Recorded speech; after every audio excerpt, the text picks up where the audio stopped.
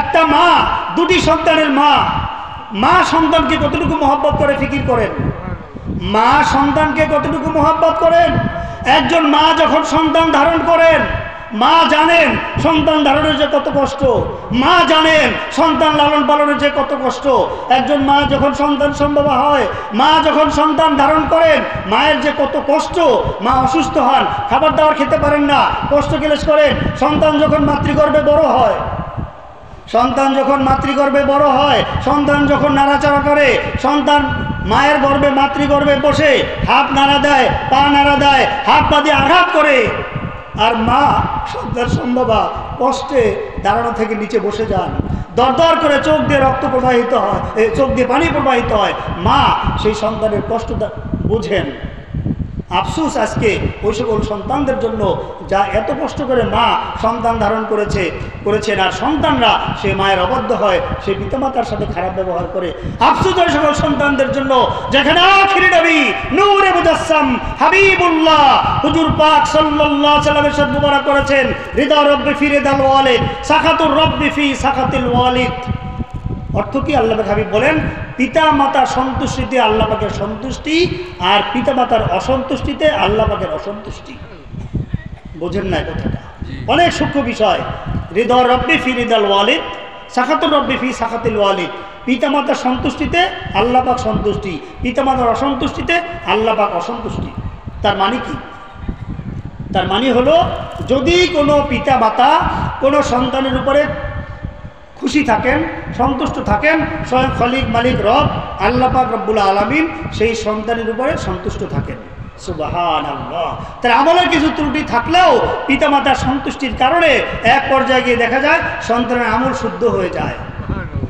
পিতামাতার দোয়ায় সন্তান ভালো হয়ে যায়, পিতামাতার দোয়ায় সন্তান নেককার হয়ে যায়, পিতামাতার দোয়ায় সন্তান আল্লাহওয়ালা হয়ে যায়। যেমন হাদিস শরীফে রয়েছে, আখিরে নবী নূরে মুজাসসাম হুজুর পাক সাল্লাল্লাহু আলাইহি ওয়াসাল্লামের সাথে মুবারক করেন, মান যারা কবর ওয়ালিদাইহি ফি কুল্লি জুমাতিন গফরাল্লাহু লাহু কাতাবা বাররান।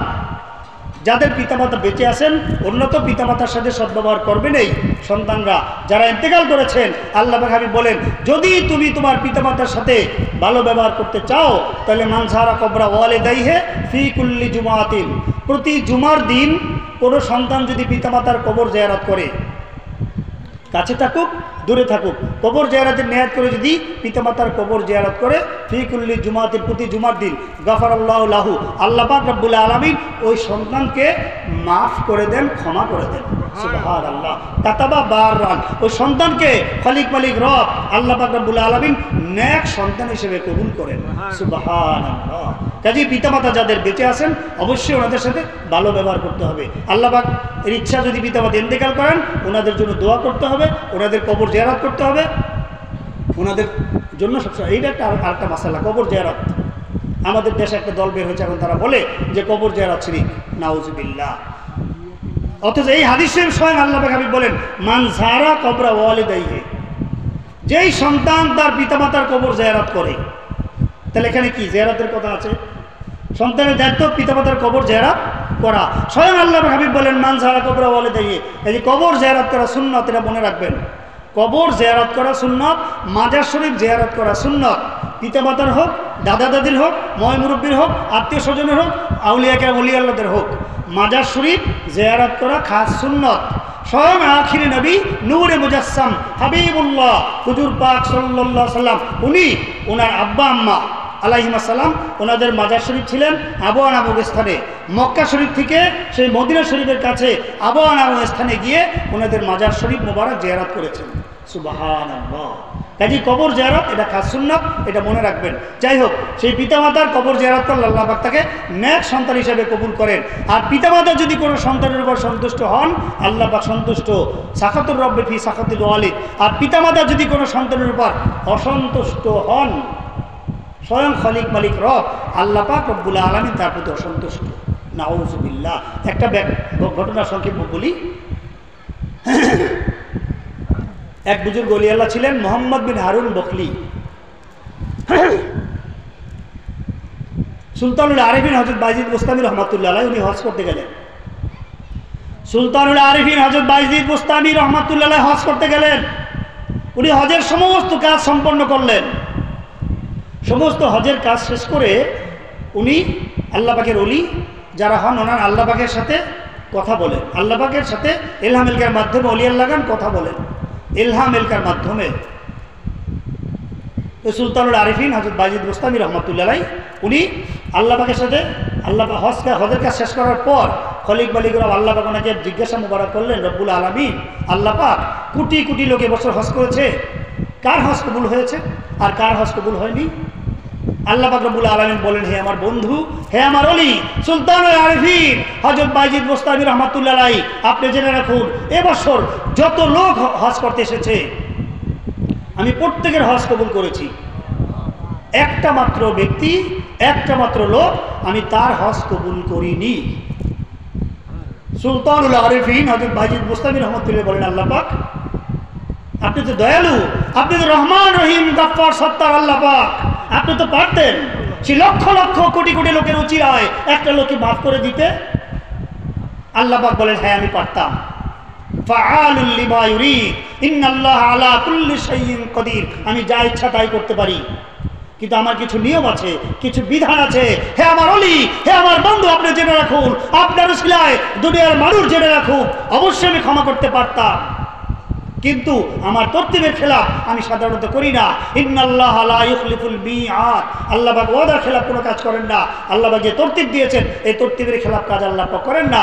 আল্লাহ পাক বলে আমার কিছু তরতিব আছে, যে আমার হাবিব বলেছেন, রিদা রব্বি ফি রিদাল ওয়ালিদ, সাখাতুর রব্বি ফি সাখাতিল ওয়ালিদ, পিতামাতা সন্তুষ্টিতে খলিক মালিক রব্বুল আলামিন আল্লাহ পাক সন্তুষ্ট, আর পিতামাতার অসন্তুষ্টিতে খলিক মালিক রব আল্লাহ পাক রব্বুল আলামিন অসন্তুষ্ট। হে আমার বন্ধু, হে আমার ওলি সুলতানুল আরিফিন হযরত বাইজিদ বুস্তামি রহমাতুল্লাহ আলাইহি, অবশ্যই আপনি সঠিক কথা বলেছেন। আমি লক্ষ লক্ষ কোটি কোটি লোকের উসিলায় একটা লোক গুনাহগার তার হজ কবুল করে তাকে মাফ করে দিতে পারতাম, তার হজটাও কবুল করতে পারতাম, কিন্তু এই লোকটা এমন একটা কাজ করেছে, এমন একটা প্রতিবন্ধকতা তার এখানে রয়ে গেছে, যার কারণে আমি রব্বুল আলামিন তার হজ কবুল করিনি।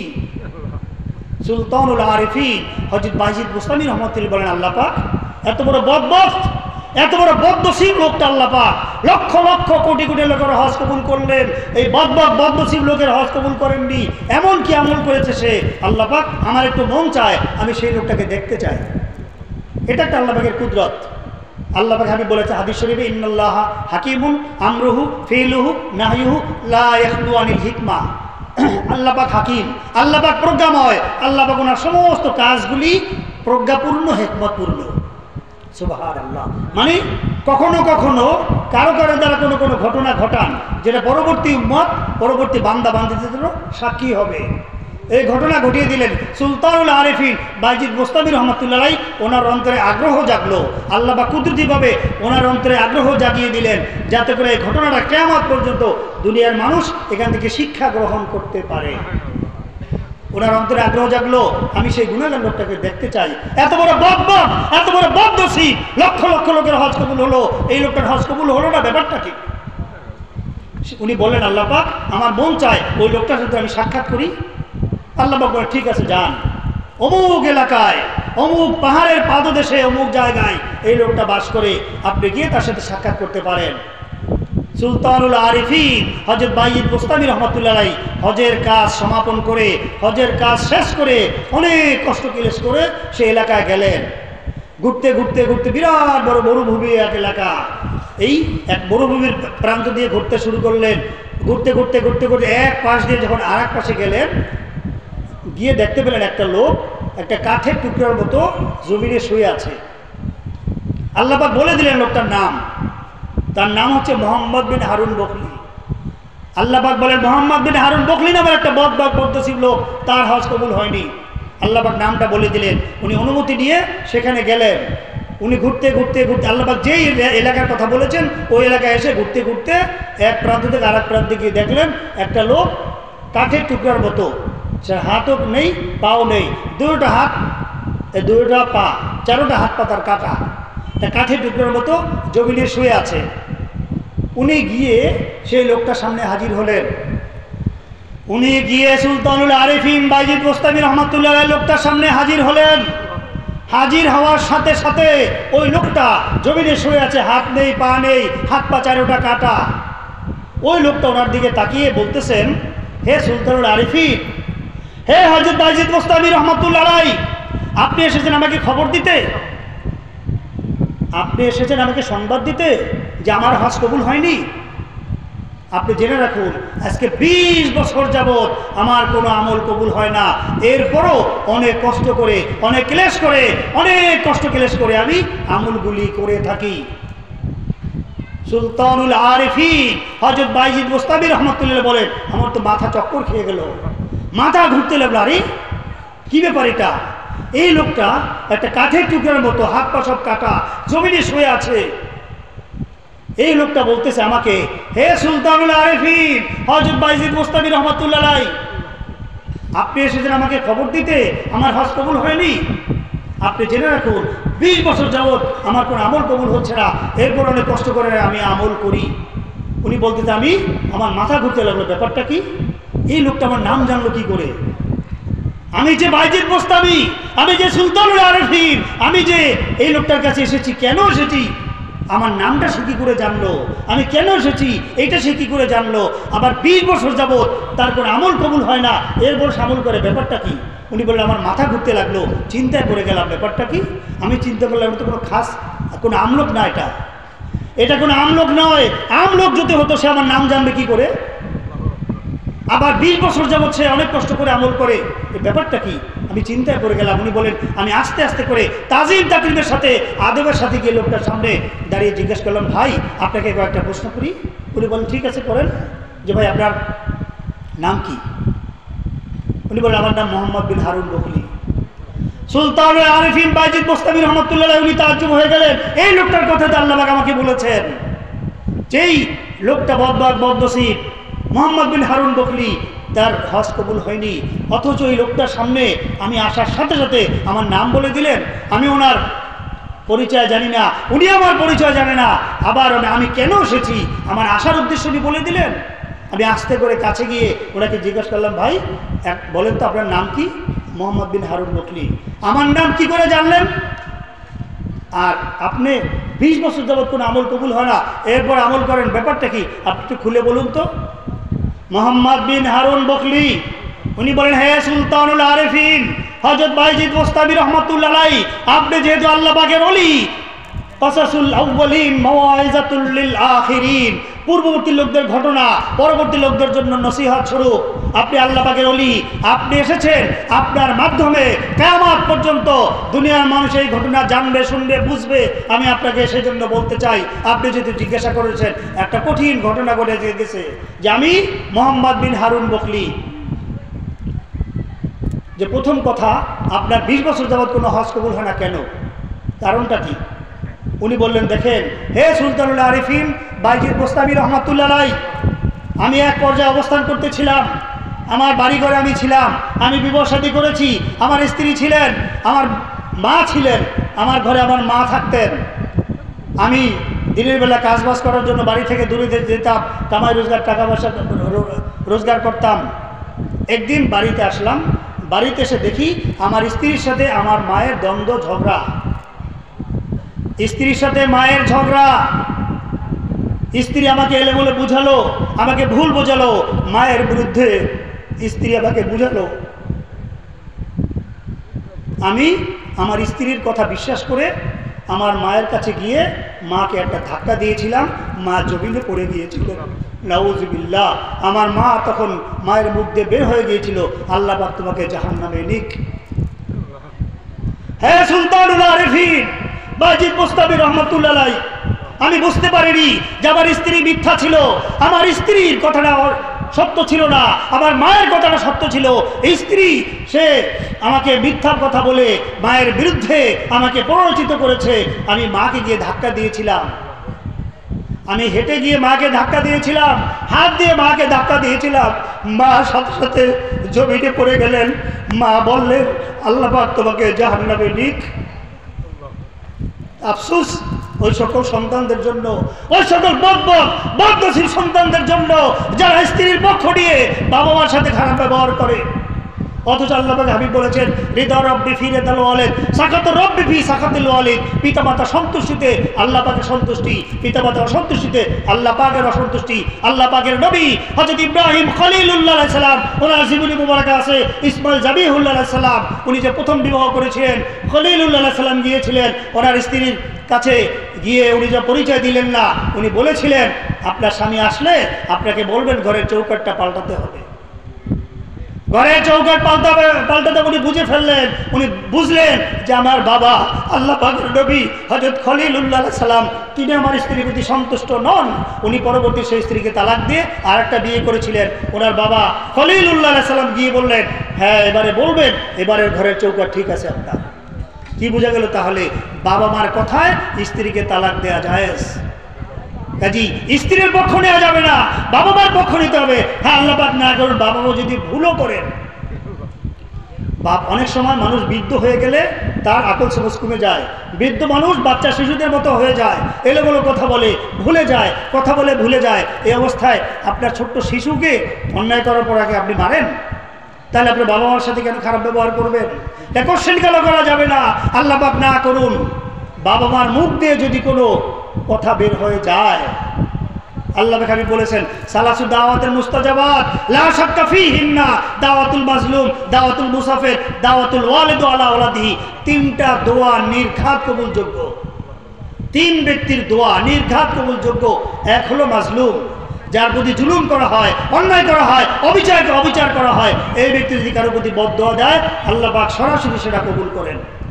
দাওয়াতুল মুসাফির, মুসাফির ব্যক্তির দোয়া, মুসাফির ব্যক্তি যদি কারোর জন্য দোয়া করেন আল্লাহ পাক সেটা সাথে সাথে কবুল করেন। দাওয়াতুল ওয়ালিদ আলা ওয়ালাদিহি, পিতা মাতা যদি কোনো সন্তানের জন্য পক্ষে দোয়া করেন সেটাও কবুল করেন, বিপক্ষে দোয়া করেন সেটাও আল্লাহ পাক কবুল করেন। সেটাই এই হাদিস শরীফে বাস্তব ঘটনা ঘটেছে। সুলতানুল আরিফিন হযরত বাইজিদ বুস্তামি রহমাতুল্লাহ আলাইহি, উনি সেই লোকটার সামনে গেলেন, লোকটা জমিনে শোয়া, হাত পা চারোটা কাটা। উনি প্রশ্ন করলেন বাবা আপনি 20 বছর যাবৎ কোন আমল কবুল হয় না, এরপর আমল করেন, ব্যাপারটা কি? আমার নাম কি করে জানলেন? আবার আপনি কেন এসেছি সেটা আপনি কি করে জানলেন? উনি বললেন দেখেন আমি আমার মায়ের সাথে খারাপ ব্যবহার করেছিলাম, স্ত্রীর পক্ষ নিয়ে মাকে ধাক্কা দিয়েছিলাম, মা জমিনে পড়ে আমার বিরুদ্ধে বদদোয়া করেছিলেন, মা বলেছিলেন আল্লাহ পাক তোমাকে জাহান্নামে নিক। হে সুলতানুল আরিফিন বাইজিদ বুস্তামি রহমাতুল্লাহ আলাইহি, সেই দিন থেকে আজকে পর্যন্ত আমার কোনো আমল কবুল হয় না, কিন্তু আমি আবার একটা কাজ করেছি। কি কাজ করেছি? উনি বলেন আমি পরবর্তীতে মায়ের সাথে ভালো ব্যবহারও করেছি, পরবর্তীতে মায়ের সাথে ভালো ব্যবহার করেছি। ওই অপরাধের জন্য আমি মায়ের কাছে ক্ষমা চাই নাই, কিন্তু ভালো ব্যবহার করেছি। কোনো এক পর্যায়ে মা আমার ব্যবহারে সন্তুষ্ট হয়ে একদিন আমার জন্য দোয়া করেছিলেন বাবা তুমি যেখানে থাকো আল্লাহ পাকের সাথে সরাসরি কথা বলতে পারবে। হে সুলতানুল আরিফিন বাইজিদ বুস্তামি রহমাতুল্লাহ আলাইহি, আল্লাহ পাক হাবিব যে বলেছেন সালাসু দাওয়াতুল মুস্তাজাবাত, তিনটা দোয়া নির্ঘাত কবুলযোগ্য। বাবা মার দোয়া এবং বদদোয়া, আমার মা আমার জন্য বদদোয়া করেছিলেন আল্লাহ পাক তোমাকে জাহান্নামে নিক, আল্লাহ পাক সেটা কবুল করেছেন, আমার কোনো আমল কবুল হয় না। আর মা আমার জন্য দোয়া করেছেন বাবা তুমি যেখানে থাকো আল্লাহ পাকের সাথে সরাসরি কথা বলতে পারবে। আমি প্রত্যেকটা আমল করার পরে আল্লাহ পাকে জিজ্ঞেস করি আল্লাহ পাক আমার আমলটা কি কবুল হয়েছে? আল্লাহ পাক বলেন না কবুল হয়নি।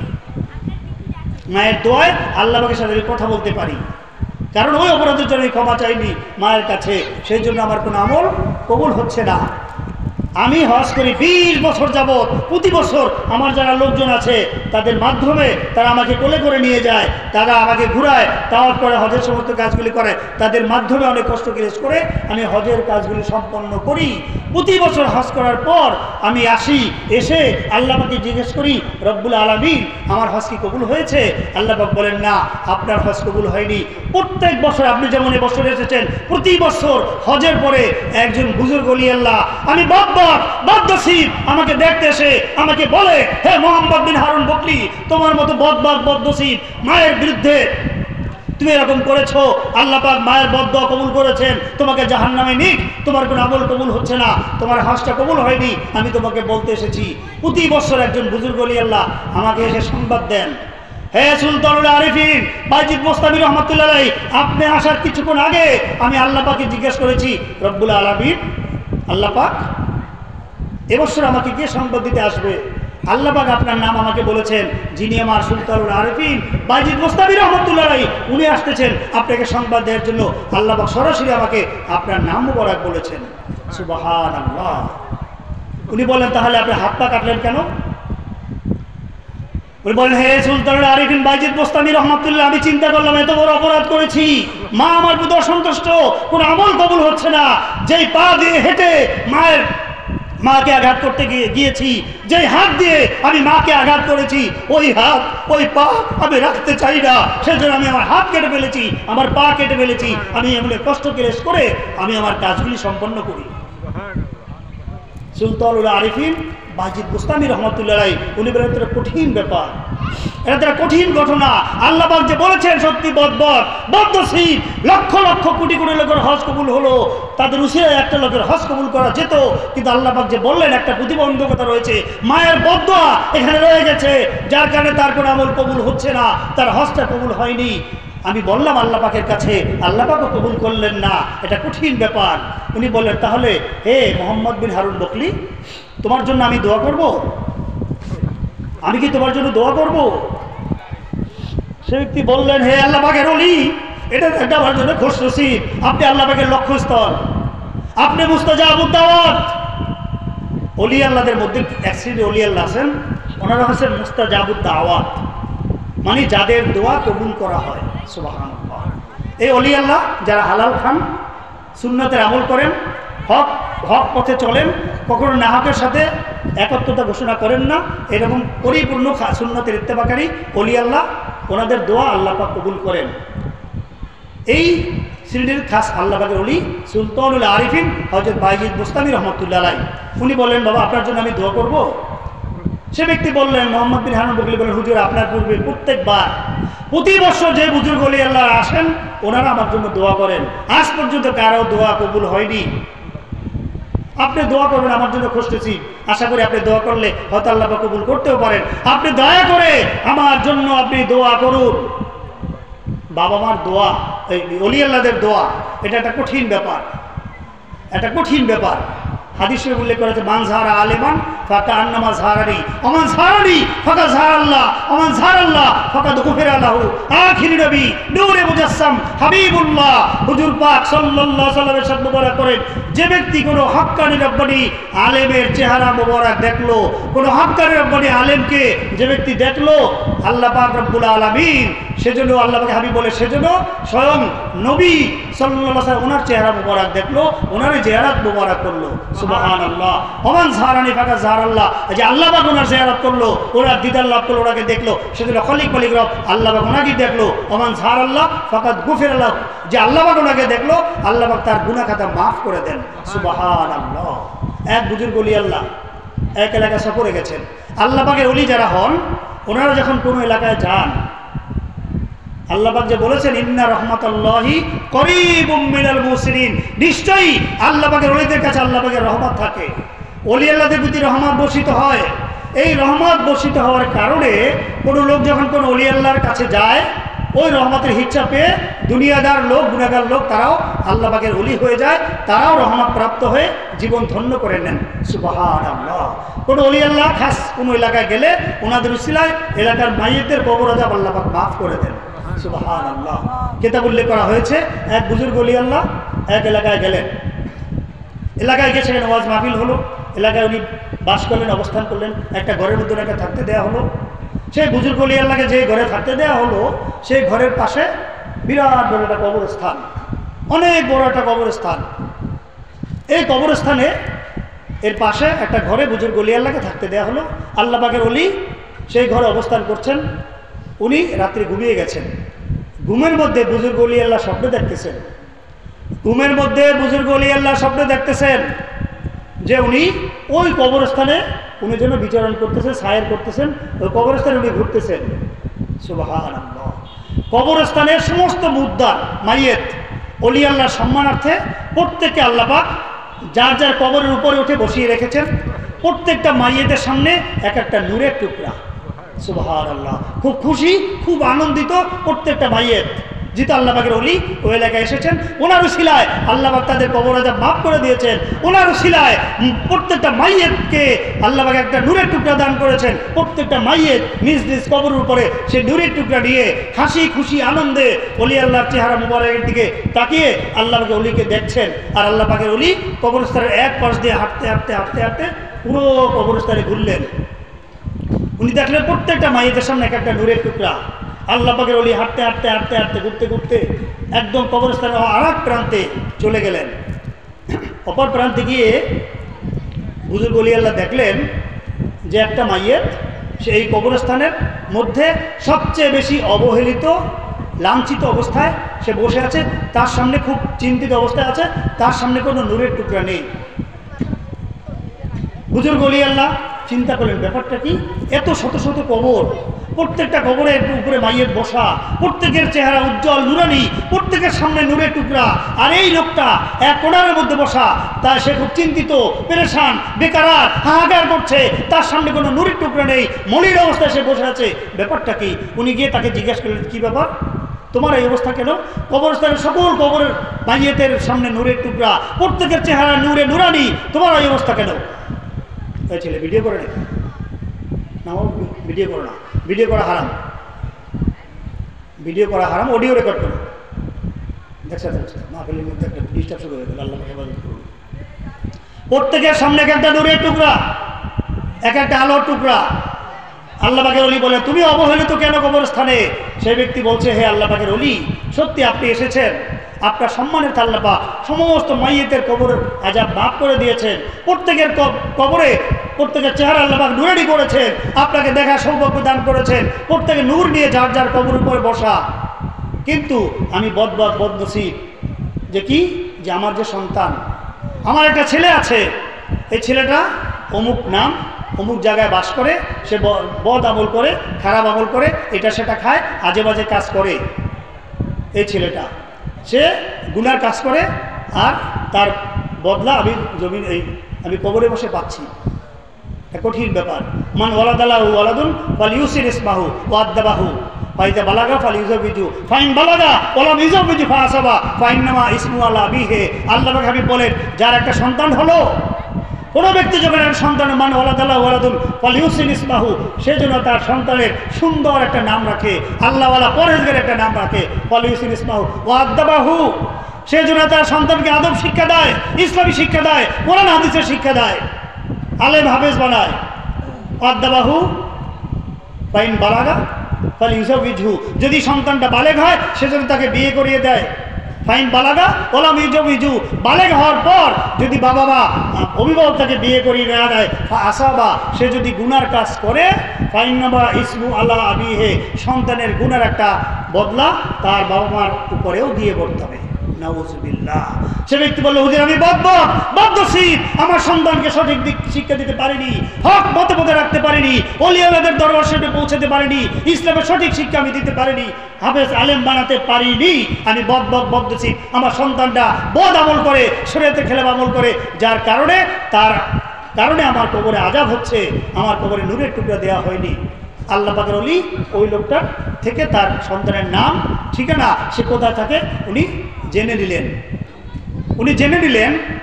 রাত্রবেলা উনি স্বপ্নে দেখলেন ঘটনা, দিনের বেলা বুজুর্গ ওলি আল্লাহ এলাকাবাসীকে ডাকলেন, ডেকে উনি দেখালেন ওই যে একটা কবর, কোণারের মধ্যে কবরটা, এই কবরটা কার, তোমরা চিনো? তারা বললো, জি হুজুর, এই কবরটা অমুক লোক, আমাদের প্রতিবেশী, এই নাম, ইত্যাদি ইত্যাদি। আচ্ছা, তার কি কেউ আছে? এলাকাবাসী বলল, হুজুর তার তো কেউ নেই, একটা ছেলে ছিল, ছেলেটা মারা যাওয়ার পর বদামল করে, আমরা কেউ তাকে পছন্দ করি না, ছেলেটা অন্য কোথাও থাকে আমরা জানি না। শেষ পর্যন্ত বললেন, তাহলে একটু খোঁজখবর নাও। তারা খোঁজখবর নিয়ে জানলো যে হ্যাঁ অমুক এলাকা থাকে। বুঝি ওলি আল্লাহ বলেন, হ্যাঁ সে অমুক এলাকায় থাকে। উনি বলেন, আমি আজকে রাতে স্বপ্নে দেখেছি, তার বাবা আমাকে ঠিকানা বলে দিয়েছে, তোমরা তাকে সংবাদ দাও, আমার কথা বলো, সেজন্য আমার সাথে দেখা করে। সত্যি এলাকাবাসী তাকে সংবাদ দিল, ছেলেটা আসলো, আল্লাহ পাকের সামনে হাজির হলো।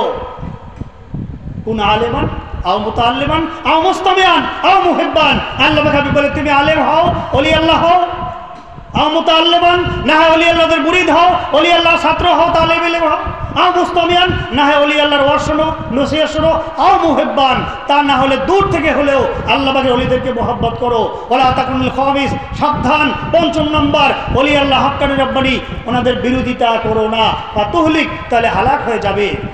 আল্লাহ পাকের ওলি সেই ছেলেটাকে সংবাদ দিলেন, ছেলেটা আসলো, আল্লাহ পাকের ওলি ছেলেটাকে নসিহত করলে, দেখো বাবা, এই কবরস্থানে সমস্ত মাইয়ের তারা সুখে আছে, শান্তিতে আছে, আরামে আছে, আয়েশা আছে, প্রত্যেকের সামনে আমি নূরের টুকরা দেখতে পেয়েছি।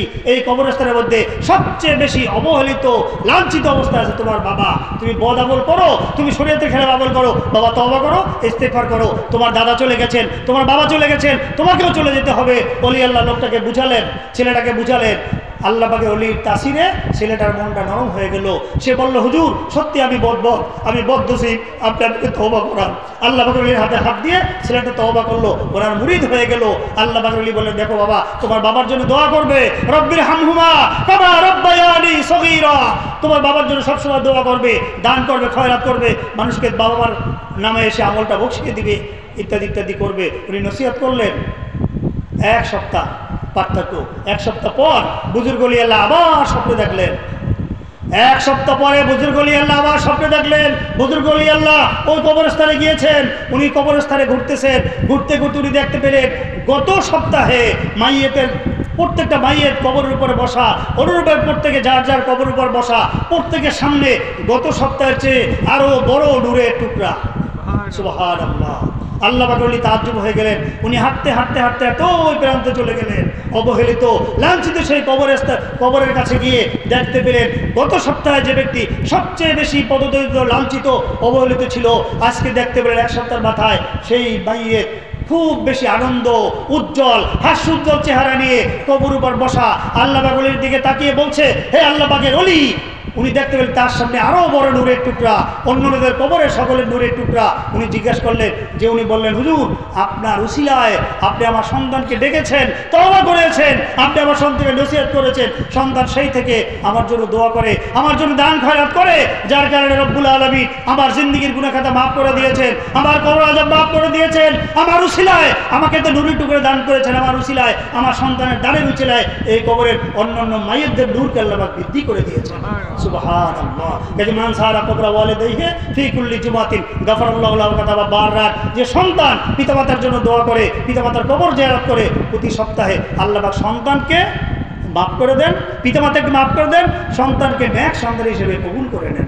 সুবহানাল্লাহ। কাজে আল্লাহ পাক দয়া এহসান, যদি কারো পিতামাতা ইন্তেকাল করেন অবশ্যই ওনাদের জন্য দোয়া করতে হবে, দান সৎকার করতে হবে।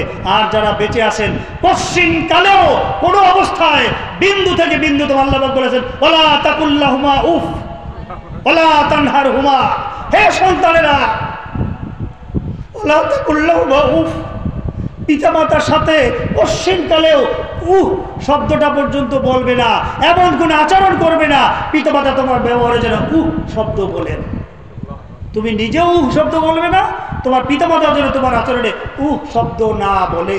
কাজে এমনভাবে ওয়ালা তানহারহুমা, তাদেরকে ওনাদের সাথে গরম সুরে কথা বলবে না, আল্লাহ পাক বলে দিয়েছেন। কাজী হৃদয় রব্বি ফি রিদাল ওয়ালিদ, সাকাতুর রব্বি ফি সাকাতিল ওয়ালিদ, পিতামাতার সন্তুষ্টিতে আল্লাহ পাক রব্বুল আলামিন ওনার সন্তুষ্টি, আর পিতামাতার অসন্তুষ্টিতে খলিক বালিক আল্লাহ পাক রব্বুল আলামিন ওনার অসন্তুষ্টি। কাজে কোনো অবস্থায় পিতামাতাকে অসন্তুষ্ট করা যাবে না। অবশ্যই অবশ্যই পিতামাতাকে সন্তুষ্ট রাখতে হবে, পিতামাতার খেদমত করতে হবে, পিতামাতার হক আদায় করতে হবে, অন্যথায় আপনার কোনো আমলই কবুল হবে না। আপনি যা করেন ওই মোহাম্মদ বিন হারুন বকরির অবস্থা হবে। অনেক ঘটনা রয়েছে, অনেক আলোচনা রয়েছে।